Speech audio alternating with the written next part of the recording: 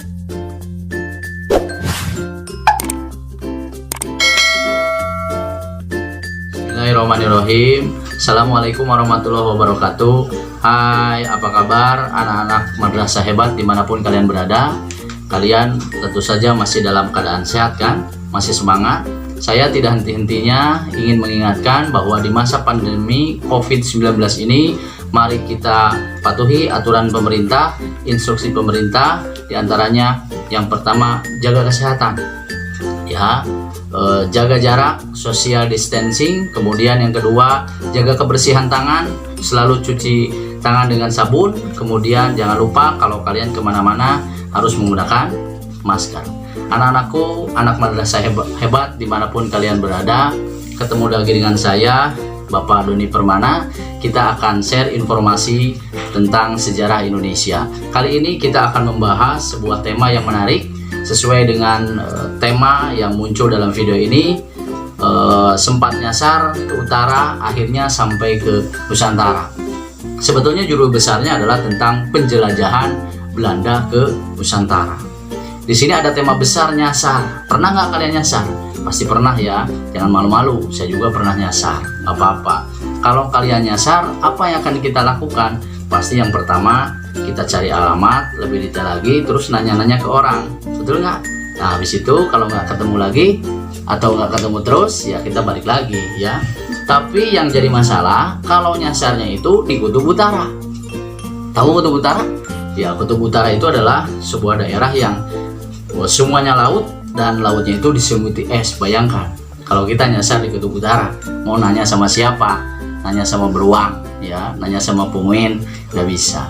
Tapi ini pernah terjadi, ada orang yang nyasar di Kutub Utara. Siapa? Yaitu para pelaut Belanda.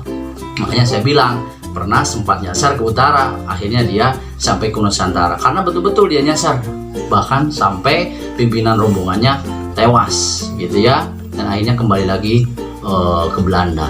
Mau tahu seperti apa perjalanannya? Kita simak animasi dan pembelajaran sejarah hari ini. Check it out.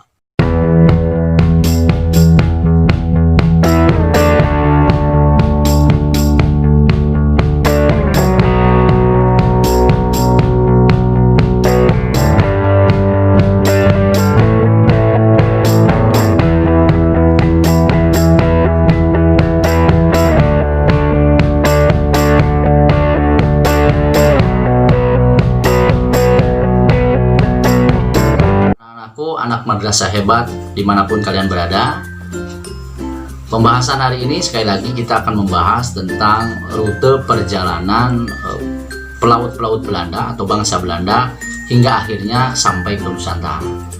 Sebetulnya kalau lihat dari sejarahnya, bangsa Belanda itu memang bangsa yang paling lama berada di Nusantara. Nah, kita akan bicara pertama kali sebelum pada rutenya adalah latar belakang kenapa bangsa Belanda kemudian mengikuti bangsa Eropa lainnya datang ke Nusantara. Nah, kita perlu tahu bahwa sebelum ke Nusantara, Belanda itu sebetulnya posisinya mirip dengan bangsa Indonesia. Dia masih berada dalam tekanan, dia masih berada dalam penjajahan. Belanda pada abad ke-15 itu dia masih bagian atau istilahnya vasal dari kekuasaan kerajaan Spanyol. Coba bayangkan, bangsa yang pernah menjajah kita sebetulnya sebelum menjajah kita dia itu pernah dijajah oleh siapa? Oleh kekuasaan Spanyol pada abad ke-15. Bahkan dia melakukan revolusi selama 80 tahun, disebutnya revolusi 80 tahun untuk membebaskan diri dari kekuasaan Spanyol tersebut. Ya, dimulai dari perjuangannya itu dari tahun 1566 dalam catatan sejarah. Jadi dia melakukan perlawanan terhadap Spanyol. Ketika melakukan perlawanan terhadap Spanyol, Belanda itu masih bisa melakukan perdagangan, terutama rempah-rempah.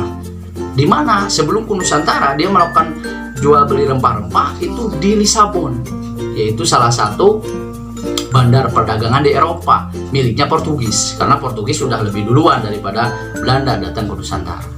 Hingga akhirnya Belanda nanti akan mendirikan sebuah kongsi dagang yang kemudian dikenal dengan VOC. Ya, mudah-mudahan bisa bermanfaat.